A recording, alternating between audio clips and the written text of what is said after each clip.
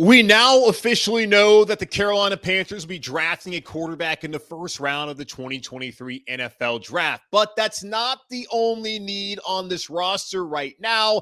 As the Panthers head into free agency, what are some of the positions and players who they should target? Well, I'll tell you right here on Locked On Panthers.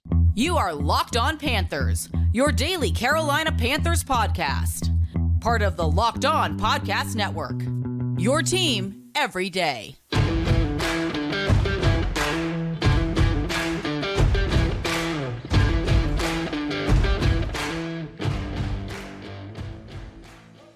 Welcome into another edition of the Locked On Panthers podcast, a part of the Locked On Podcast Network. I'm your host, as always, Julian Council, talking Carolina Panthers with you every Monday, Tuesday, Wednesday, Thursday, and Friday. Your team every day. That's our motto here on the Locked On Podcast Network. Make sure to watch our show and subscribe to our show over on our Locked On Panthers YouTube channel. You can also check out the show wherever you listen to all your favorite podcasts, free and available everywhere. Just be sure to rate, review, and subscribe so you never miss a single edition of the show.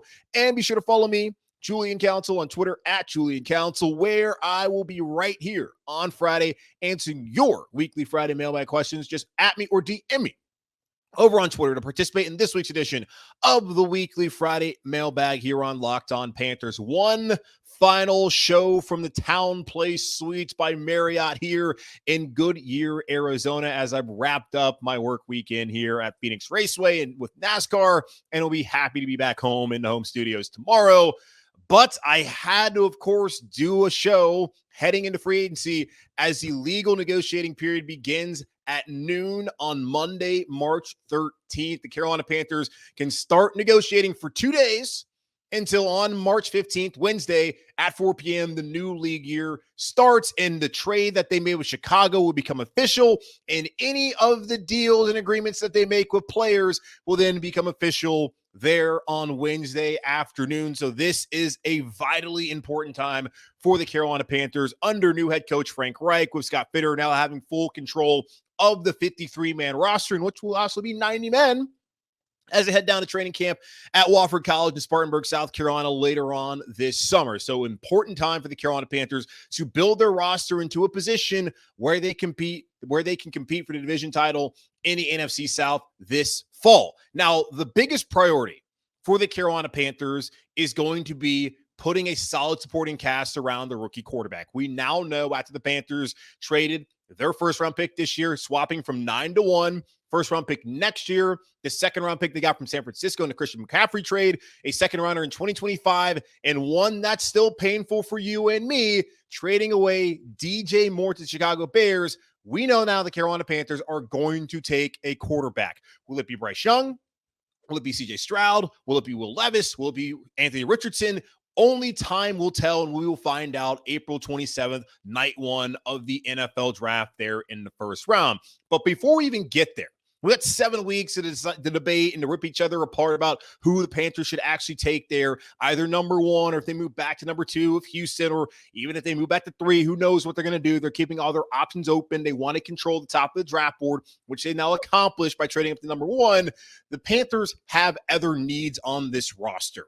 But the biggest thing they need to do is make sure that there's a solid supporting cast, skill player-wise, and just position-wise on this roster to take away some of the pressure that's going to be on this rookie quarterback, whether he starts day 1 or midway through the season heading into 2023. So that is the most important thing the Carolina Panthers need to do. Now, talking about what they need to do heading into free agency, first and foremost, and we've talked about this the last couple of weeks, I'm going to go over positions and players who I think the Panthers need to go out there and target on today's show. Bradley Bozeman, starting center from last year, who the Panthers got on the cheap, needs to be back as a center for the Carolina Panthers. He needs to be there as a veteran in this league who's been excellent in Baltimore and in Carolina last year.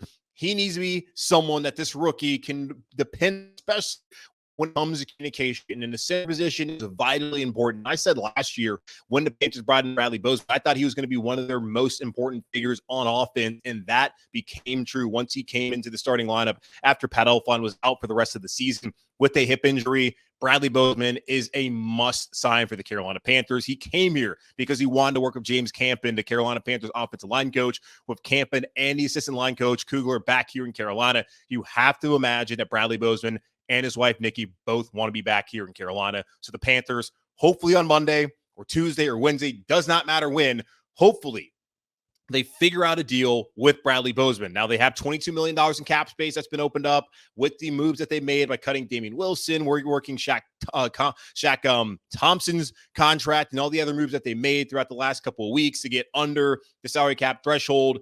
There is space for Bradley Bozeman, and you have to think they likely would give him a large percentage of the money that's going to be owed to him right there up front to lower that cap, and a lot of the Carolina Panthers go out there and make some other moves to help this team. But he's one of the bedrocks of the strong offensive line that's been built here with Ike Ekwonu at left tackle, Brady Christensen at left guard, right there, Bozeman at center, right guard, and Austin Corbett, and then at right tackle, the stalwart Taylor Moton. The Panthers must re-sign Bradley Bozeman in an effort to continue to have a strong offensive line, but also to aid the rookie quarterback who's going to be entering here come May.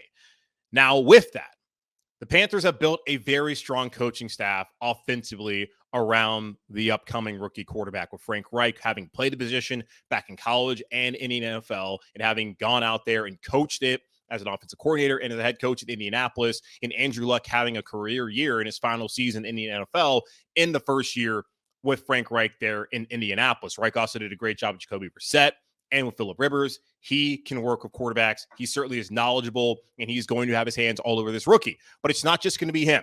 It's going to be Josh McCown, who enters in his first year as a coach at this level, on the college level, had never been anywhere higher than the high school ranks as a coach. Josh McCown is now a first-time quarterback coach here in the NFL, not that far removed from playing, and someone who certainly has mentored guys in the past. So you have McCown, you have Frank Reich, you have Parks Frazier, who called plays under interim head coach Jeff Saturday in Indianapolis last year. You also have Jim Caldwell, who said back when he spoke to the media a couple weeks ago that, there's plenty of guys around here who have experience working with quarterbacks. They don't need me in the room.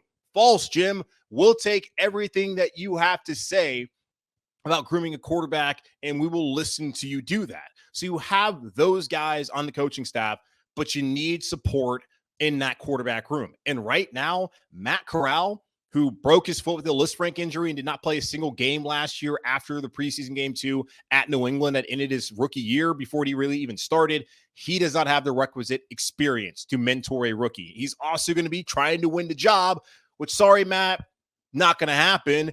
And you'll have Jacob Eason.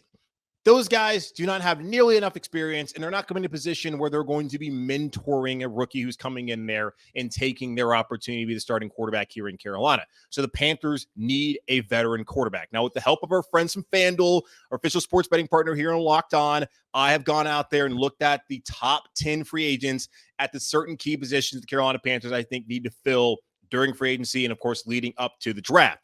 Now, starting off with quarterbacks, some of these options are not actually options. But according to FanDuel, the top free agent quarterback available is Lamar Jackson. The Panthers, with their trade on Friday, let everyone know that they're not interested in Lamar Jackson, and they did it by their actions and not by their words, which they did earlier in the week, saying that actually we don't want to do that. Tom Brady is the number 2 free agent, but he's retired. Daniel Jones, number 3 free agent, re-signed in New York. Jimmy Garoppolo, available, but his market value currently is $30 million per year, according to SpotTrack. SpotTrack, again, don't know which one it is. The Panthers are not looking for Jimmy Garoppolo for $30 million a year. He'll get an opportunity to start elsewhere, but it will not be here in Carolina. Geno Smith, number 5, he's re-signed with Seattle, also is probably never going to be an option.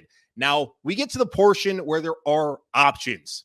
6 is Jacoby Brissett, coming from Cleveland, where he finished 4-7 as a starter. Now, QB wins, not a stat. Probably should have been 3-8 had the Panthers been a hold on in that game, and there have been some calls that would have not gone there against them at the latter part of that game in week 1. Brissett, 4-7, filling in for Deshaun Watson in Cleveland this past year, threw 12 touchdowns, 6 interceptions, And according to Stephen Holder, who had in the show a couple weeks ago, Brissett actually played some pretty good football that year in Indianapolis when Andrew Luck retired in August right before the season, and then Frank Reich had to start him the rest of the way in 2019. Just the injuries kind of caught up to him that year and led to some sluggish performances later on in the season. But someone who's familiar with Frank Reich, will know the system, has been in multiple spots as kind of that bridge guy, someone who can fill in, be a starter for you. That's what he can be here in Carolina, and I absolutely expect the Carolina Panthers to be aggressive in trying to bring Jacoby Brissett here to Carolina.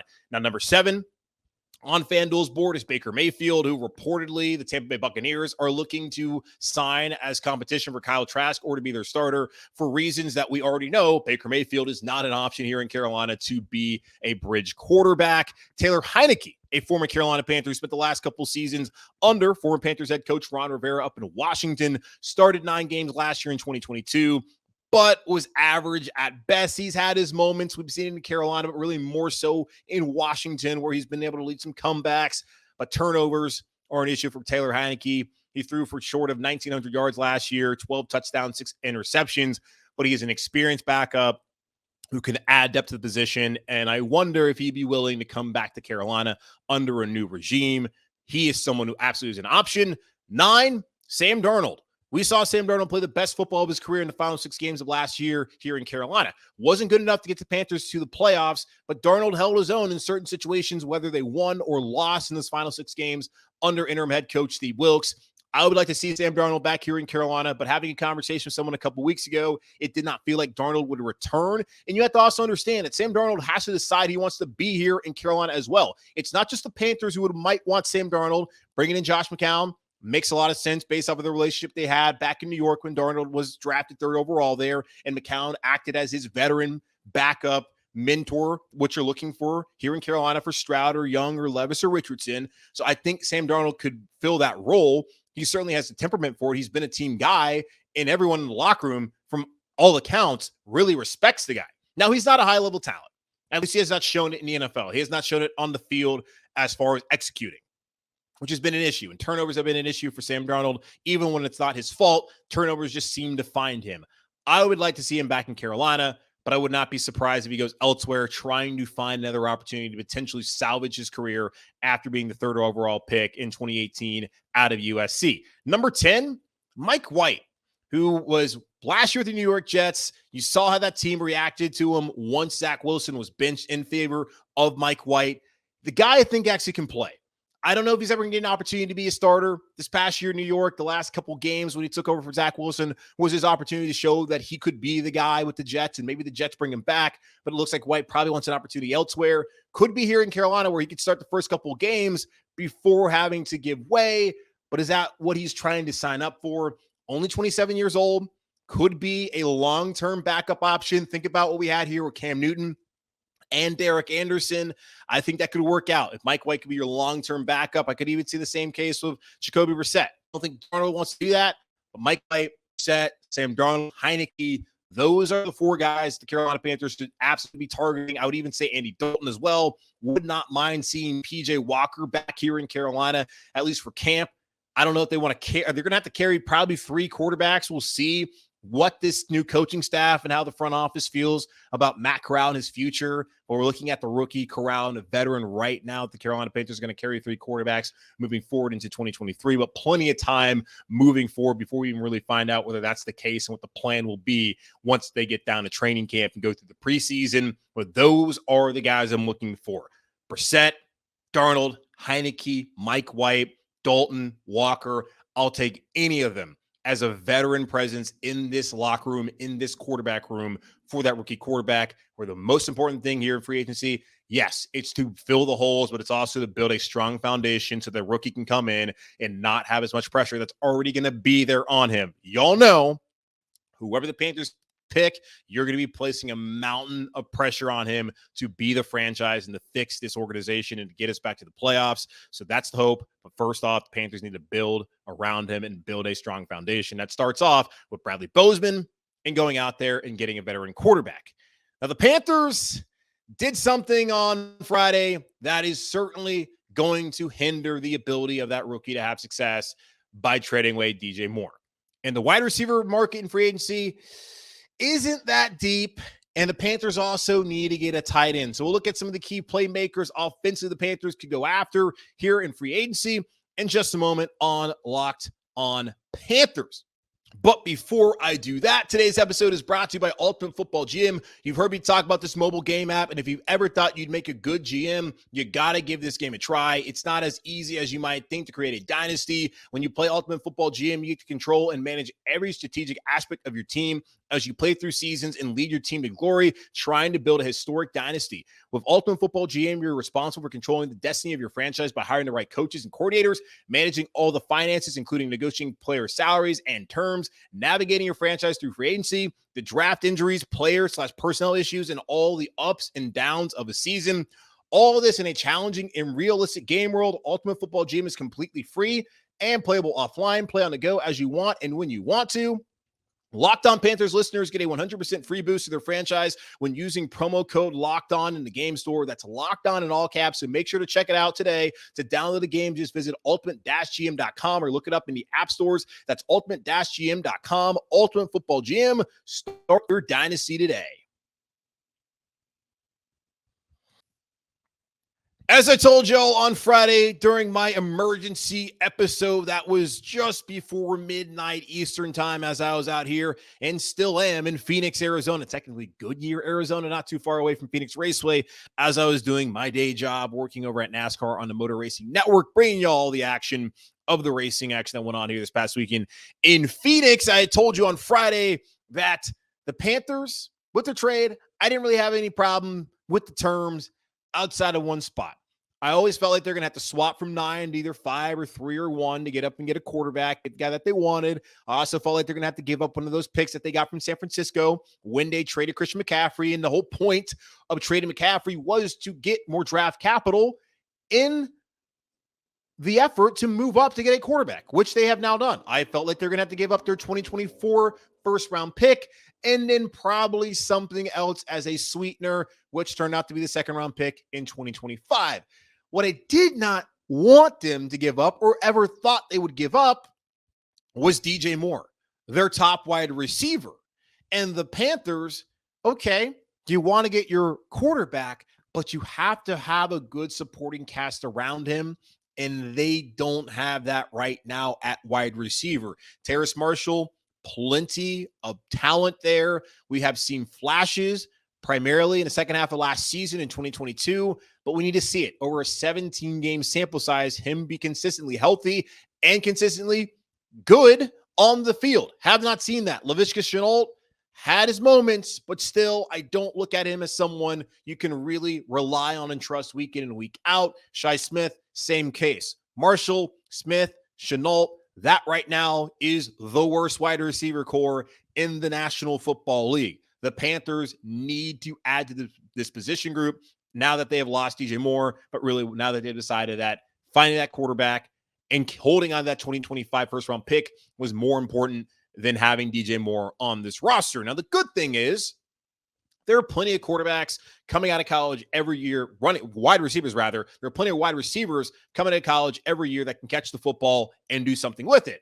The problem, though, for the Carolina Panthers is the veteran wide receiver market leaves a lot to be desired. We went over a couple of those on Friday looking at it. Again, according to FanDuel, our friends over there, our official sports betting partner on the Locked On Podcast Network, these are the top 10 wide receiver free agents here in 2023, starting off with Juju Smith-Schuster, who was last in Kansas City, hoisting up the Lombardi Trophy with the Chiefs in February. Had a bounce-back year where he had 933 yards receiving, only 3 touchdowns, but a good solid season for Juju, who we found out is not that number one that Pittsburgh hoped that he could be after the Antonio Brown issues. He's a solid number 2, number 3 kind of receiver who, of course, had a good year with the best quarterback in the NFL. I'm cool with Juju Smith-Schuster here in Carolina if they can make a deal work. I don't know necessarily what his market's going to be, but I'm fine with that. Number 2, Jacoby Myers, former NC State Wolfpack player, spent time in New England the last couple of years, 804 receiving yards and 6 touchdowns this past year. He's also been a consistent option who catches the ball. Roughly 70% of the ball is thrown his way. So catching 70% of your targets, can catch the football, solid player. I think Jacoby Myers actually would be a really good pickup for the Carolina Panthers. Would not expect, explosive numbers, but he's someone right there in New England with Matt Jones and even Bailey Zappi at points in time this past year who went out there and produced. Can't imagine he couldn't do the same thing here in Carolina next year. So that's someone to look out. Number 3, Allen Lazard, coming over from Green Bay, caught 60 passes for 788 yards. Now, he only had 100 targets. He had 100 targets and only caught 60 of those. So about 60% of it, not nearly as high as Jacoby Myers with New England Patriots. He's someone that worth looking at. He's not that number 1. Aaron Rodgers certainly had issues with his receiving core in Green Bay the last couple of years. Lazard, a fine option the Carolina Panthers should look into. DJ Chark is someone who could stretch the field. He's done that in Jacksonville. He's done it in Detroit last year with the Lions and their high-flying offense. Some of the Panthers also could look at. Darius Slayton is their 5th free agent wide receiver. Solid floor. Caught 46 balls, 724 yards last year. He's a great option for a deeper wide receiver room, which the Carolina Panthers do not have. He would be one of your top-end guys. And number 6 is someone I think a lot of fans are interested in. That's Mecole Hardman, who's coming over from Kansas City. The problem is he's only been available for 8 games the last couple of seasons. At least this past year, only 8 games. Tallied a career low 297 receiving yards. Hardman averages 45 receptions, 600 yards per season his 3 years prior to that. So he's been a good option. Not great. And you look at Kansas City, who they've had in the past, where they've had, of course, Tyreek Hill. They have Travis Kelce. They're excellent tight end. They've had other players like Demarcus Robinson, Marquez Valdes-Scantling. Mecole Hardman was thought of as potentially the Tyreek Hill replacement when Hill had all his off-the-field issues a couple years ago. Then that draft in Nashville. Hardman, good player, someone who has speed, and that's the kind of athlete Scott Fitter's talked about. I would love to see maybe a Myers or Mecole Hardman, both of those guys come to Carolina, get some size, get some speed and athleticism to add to this core with some other guys who have good traits, just have not been able to put it all together. Now, a couple other ones, Jarvis Landry, who last time was in New Orleans, is the number 7 wide receiver. Marvin Jones, number 8 from Jacksonville. Paris Campbell, this is another player who should not be surprised he ends up here in Carolina, was drafted in Indianapolis back when Frank Reich was there. He saw 91 targets and converted those to 63 receptions for 623 yards this past year, a career year for him. The player from Ohio State, a lot of speed, good size, deep ball threat. This is someone I would not be surprised in here in Carolina. Jacoby Myers, Paris Campbell, Mecole Hardman, a combination of those guys, I would be happy about that. Noah Brown, number 10, who's the wide receiver 3 in Dallas this past year, had a good year. He's another person. And, of course, you can notice this list was put out there before Adam Thielen is out on the market. But, again, y'all, at 32 years old, I have a hard time seeing Adam Thielen being that interested in coming to Carolina because he wants to go to a competitor and a contender. And right now, it's hard to say the Panthers are going to be a contender, just knowing that they don't have any receivers, don't have a tight end, don't know what the running back situation is, and we don't know who that rookie quarterback is going to be and how successful they're going to end up being in 2023. There is going to be, in a way, a slower build on the offensive side of the ball, trying to get the right playmakers. So it starts off with those wide receivers. Odell Beckham Jr. is also available. Mac Hollins is mainly being a special teams ace, but had a good year last year with the Raiders in Las Vegas. Nick Westbrook-Akine, who's a number 2 receiver the last couple of years in Tennessee. Olamide Zaccheaus, who spent time in Atlanta, and Jawan Jennings last in San Francisco. Those are some of the options. Not a lot of great options, but some quality players, I think, who are more number 2s or 3s than they truly are number 1s, just not available right now on the free agent market. There's not number 1 wide receivers. Now, it's possible and maybe someone develops into that. Well, we've seen enough out of Juju Smith-Schuster, Jacoby Myers, Allen Lazard, and some of these other players know that they are solid number 2 or number 3 options. Going to be hard to find that number 1 guy in free agency, and maybe even hard to find it in the draft for the Carolina Panthers, but they got to start somewhere, and those are some of the players they should look at. Now, it's not just wide receiver, but it's tight end. Tight ends have been used in offenses across the NFL as key players. You look at a lot of those guys, especially 2 Super Bowl teams, Dallas Goedert in Philadelphia, and before him, that Zach Ertz, that was relied upon in that offense, and Frank Reich's been a part of that as well. You saw Kansas City, what Travis Kelce's done the last couple of years. You look at San Francisco and the success they've had with George Kittle, Dallas with Dalton Schultz. The Panthers have to get a pass-catching tight end. For whatever reason, the former scheme they had here in Carolina with Matt Rule as head coach, that just was not a priority. Needs to be a priority because Tommy Trimble, Ian Thomas, those guys are just not going to be the answer for the Carolina Panthers at that position. I think they need to get 1 in the draft, maybe 2 in free agency, and then go from there and see how it works out. Now, looking at FanDuel, their top 10 tight end free agents, starting off number 1, Dalton Schultz from the Dallas Cowboys. The guy's been excellent the last 2 seasons, 1,385 yards, 13 touchdowns, and 135 receptions the last 2 seasons on 193 targets, has a 70.1% career catch percentage. The guy always catches the ball. Excellent player. That is someone the Carolina Panthers should be signing right at 12:01 on Monday. Get Dalton Schultz here to Carolina. Evan Ingram's number 2, but he's been franchise tagged to the Jacksonville Jaguars. Not going to let him leave town. Mike Gesicki was a really good player in Miami until this past year, where he just was not prioritized as that offensive scheme brought over by Mike McDaniels, which is interesting because he comes from San Francisco, where Kyle Shanahan, you see the way that he uses George Kittle. That just did not work out with what Mike McDaniels wanted to do there in Miami. Also, when you have Jalen Waddle, Tyreek Hill, I kind of understand why the tight end might kind of fall back into the shadows and not be a priority. But Mike Gesicki this past year finished with less than 700 yards for the first time in his career, at least first time since 2019. But he's a good player. He has scored 18 career touchdowns, and he's someone the Carolina Panthers should be calling. And the other one who I think is one of the top guys that are out there, Hayden Hurst, went to Cincinnati this past year, replaced, who did he replace? CJ Uzomah, who went to New York. He averaged a career high 4 receptions per game in Cincinnati. Hayden Hurst, Mike Gesicki, Dalton Schultz. Those are the guys I've been talking about for weeks. One of them needs to be here in Carolina, preferably Dalton Schultz coming over from Dallas. A couple other ones, Austin Hooper, who's had success in the past in Cleveland, I think, and in Atlanta.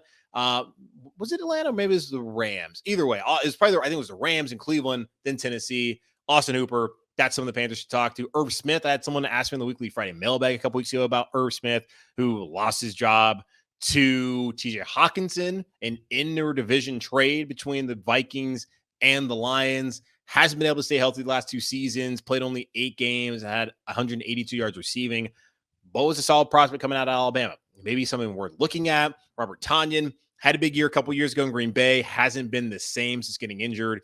Jordan Atkins, who was last in Houston, Foster Moreau last in Las Vegas, and Brock Wright last in Detroit.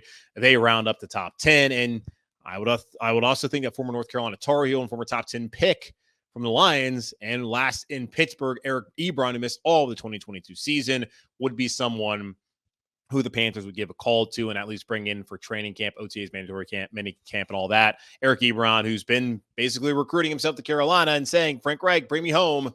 We will see how that works out. But wide receiver, tight end, the Panthers are basically starting anew there at those skill positions, and they're going to need to find someone to be able to catch the football and to do something with it so that the rookie and the veteran backup quarterback who might start off the season can lead this offense to some success, because I'm tired of not being able to see the Panthers move the football up and down the field. That's been the case the last couple of years where we have watched some anemic offenses here in Carolina. Those are some of the players to look at, some of the top 10 at the positions, according to our friends over at FanDuel. We'll take a look at the defensive side of the ball. We have guys like Brian Burns. We got Frank Iluvu. We got Shaq Thompson back here in Carolina. Derek Brown, Jeremy Chin, J.C. Horn. You know who the defensive stars are. But if Chin moves around, could the Panthers get another safety? And on the defensive line with that 3-4 scheme, brought over by new defense coordinator Jero Rivero, the Panthers need to shore up that defense. We'll talk about some of the defensive free agents at safety and defensive line the Panthers could be targeting here this week. So we'll talk about that here in just a moment on Locked on Panthers. But before we do that, let's tell you about my friends over at FanDuel, America's #1 sportsbook. And the NCAA tournament starting this week, so you know it's a massive time to go over there and to put your bets over on FanDuel, because new customers get a no-sweat first bet up to $1,000. That's bonus bets back if your first bet doesn't win. Just download the FanDuel Sportsbook app. It's safe, secure, and super easy to use. Then you can bet on everything from the money line to point scores and threes drained. Plus, FanDuel even lets you combine your bets for a bigger payout with a same game parlay. So don't miss your chance to get your no sweat first bet up to $1,000 in bonus bets when you go to FanDuel.com/lockedon. That's FanDuel.com/lockedon to learn more. Make every moment more with FanDuel, an official sports betting partner of the NBA. So the Panthers need to find a veteran quarterback. They need to bring back Bradley Bozeman. We'll figure out what they do with Deontay Foreman. Some of the other players out there would love for them to extend Brian Burns. And now that DJ Moore is gone and there's no tight end that you can rely on to catch the football and really no wide receiver you can rely on, there's a lot of hope that Laviska Shenault can be that guy. Terrace Marshall could be that guy. Shi Smith could eventually get better and be that guy. But hope is not a plan. The Panthers need to be out there trying to find some playmakers for that rookie they're going to take, either number 1 or 2 or maybe 3. We'll see what Scott Fitter and the organization decide to do, but hard to believe that David Tepper, who signed off on them trading up to number 1, is going to allow them to move down to number 2. The Panthers likely going to take their guy, which is the reason why they move up there, to have control and get their guy, hopefully, who can break the wheel. If quarterbacks suck here in Carolina, they got to find some playmakers to put around him. Got the good offensive line. It's honestly funny when you look at it. The last couple of years, it's been like bad offensive line, decent playmakers. Now it's just like good offensive line, even excellent offensive line, really bad playmakers. There's a lot to be desired at the wide receiver and tight end position, but the Carolina Panthers need to go out there and fix that. Also, they need to shore up the defense.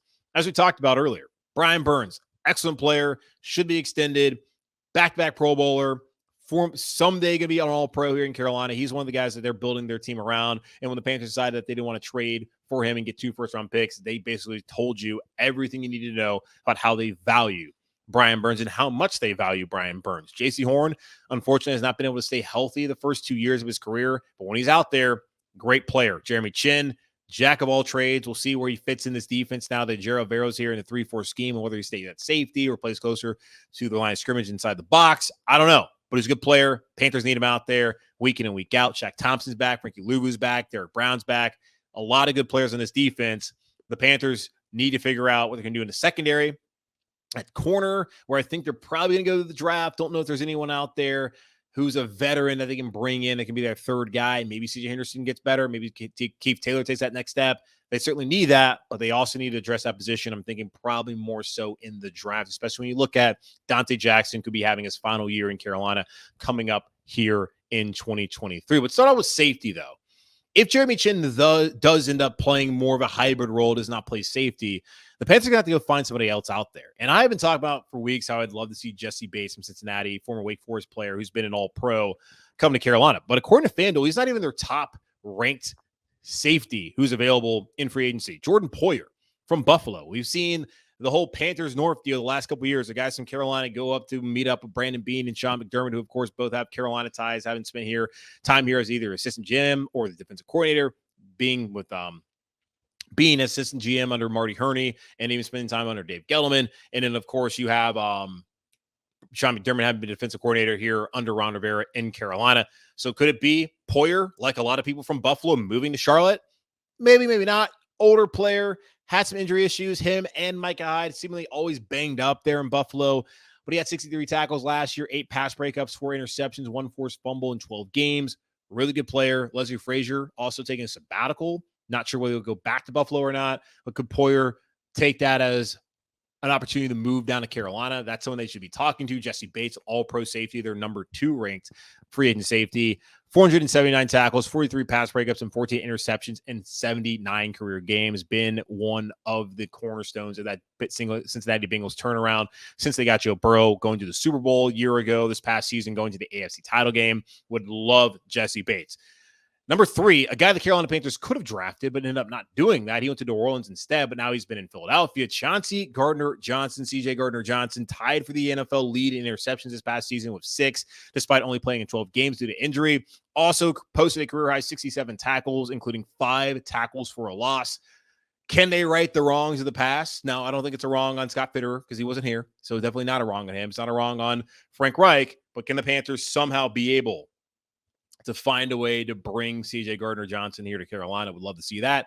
And it's also not just Jesse Bates who's leaving Cincinnati, potentially. It's Von Bell, their other safety, who started 48 games for the Bengals over the last 3 seasons, logging 288 tackles, 12 of those for a loss, 21 pass breakups, 5 interceptions, and 8 forced fumbles. Von Bell could be a cheaper option for the Carolina Panthers. So I imagine Bates is going to get some of the top end money.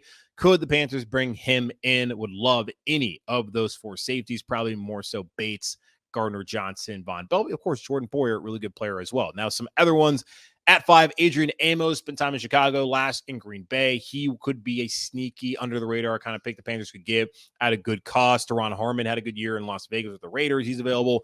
Terrell Edmonds in Pittsburgh could be someone the Panthers could add. Jimmy Ward from San Francisco, although it's hard to see him leaving there. They had Devin McCourty at 9, but he just retired. And then LaMarcus Joyner from the New York Jets, who was up and down this past year for a really excellent Jets defense. Those are the available safeties. Again, any of those top 4 guys, even Amos and some of the other ones, would really love to have those in Carolina, especially the Carolina Panthers in this new defensive scheme under Rogero Overo, the new defensive coordinator, coming over from Denver. If they decide that Jeremy Chin, hey, we don't want you to be a pure safety, play more up at the line of scrimmage as like a linebacker or a hybrid, got to find another safety if that's the case. Now, defensive line, you look at it, Matt Ioannidis, free agent, he's going to be gone. Don't think he's coming back here. Bravion Roy's had his moments. You've seen Etor Gross-Matos have his moments, but not nearly enough of them. Outside of Derek Brown, there's just not anyone in his defensive line. I guess you can throw Brian Burns out there if you want to call him defensive lineman or stand-up linebacker, whatever you want to call him. Outside of Burns, outside of Derek Brown, there is a lot that needs to change on the defensive line for the Carolina Panthers to really take that next step forward, especially against the run, but on defense entirely moving forward. Now, defensive line, there's some solid players out there, especially in the interior defensive line that the Carolina Panthers should be targeting. Now, number 1, according to FanDuel, their number 1 defensive lineman who's a free agent is Javon Hargrave, who has been in Philadelphia the last couple of years, joined the Eagles in 2020. He's 29 years old right now. He ranks 3rd among defensive tackles in both pass rush grade and pass rush win rate, according to Pro Football Focus, the last couple of years. He tallied a career-high 11 sacks this past year in 2022 and is ready to cash in with a big deal. Don't know if the Panthers would be in his market, just knowing how much money it's going to cost them. Now, another guy, number 2, Deron Payne, just broke off on Sunday, 4-year, $90 million deal to stay in Washington, where he was originally franchise tag. So he's off the board. Number 3, Yannick Ngakoue, who was last in Indianapolis with the Colts. So that means Frank Reich was a part of signing off on him coming to Indianapolis last year. Posted 29 tackles, 8 of them for a loss, had 16 quarterback hits and 9.5 sacks while lining up at defensive end as well as outside linebacker at times. Ngakoue's 21 forced fumbles in 7 seasons is an insane mark. You got to think that Frank Reich is going to want to bring that guy in. The Panthers failed to bring in anyone opposite of Brian Burns last year to rush the passer after walking or letting Hassan Reddick walk in free agency, whether it was they had other plans or Reddick wanted to be in Philadelphia and they were going to pay him.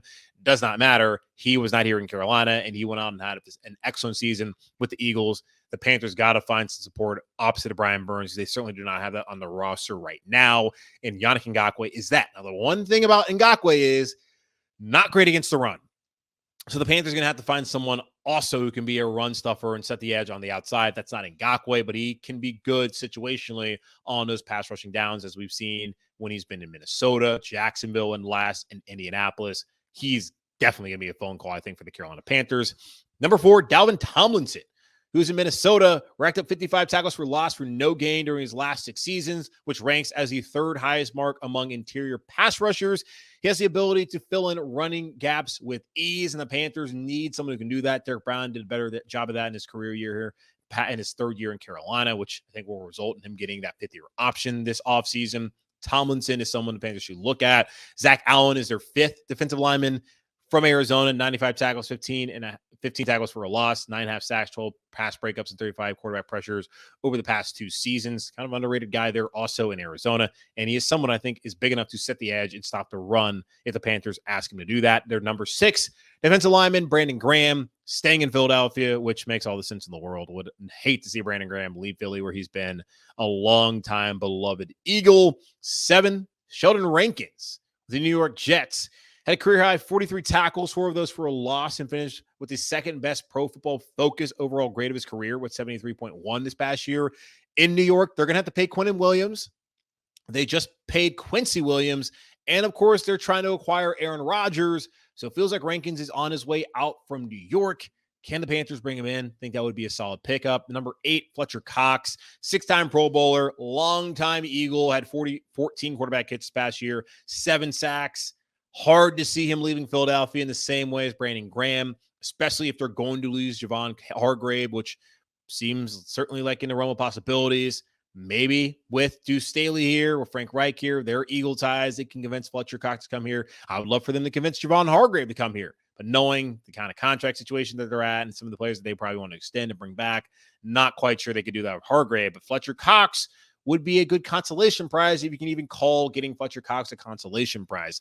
Their 9th ranked defensive lineman according to FanDuel, Justin Houston, who spent last year in Baltimore, still terrorizing quarterbacks at the age of 33, 9.5 sacks, 17 quarterback hits, and an interception. That's one of those veterans that I think would do a great job opposite of Brian Burns. Bring me Justin Houston if you can do that. It would only be kind of 1 year. Give the Panthers another year to try and figure out a long-term option opposite of Brian Burns to go find some of the draft to develop. But there we go, Justin Houston at 9. The number 10, hometown guy, Jadeveon Clowney, spent last year in Cleveland. He's been in Seattle. He's been in Houston. He's never really lived up to the hype as the number 1 overall pick in that draft coming out of South Carolina. He's also struggled to stay healthy, but possesses unique pass rushing skills that can be enhanced under the right coaching staff. And y'all, I think we have the right coaching staff here in Carolina, and maybe he's ready to come back home to the Charlotte Rock Hill area. Jadeveon Clowney, underperforming edge rusher, but someone who can be good against the run and someone also who has talent.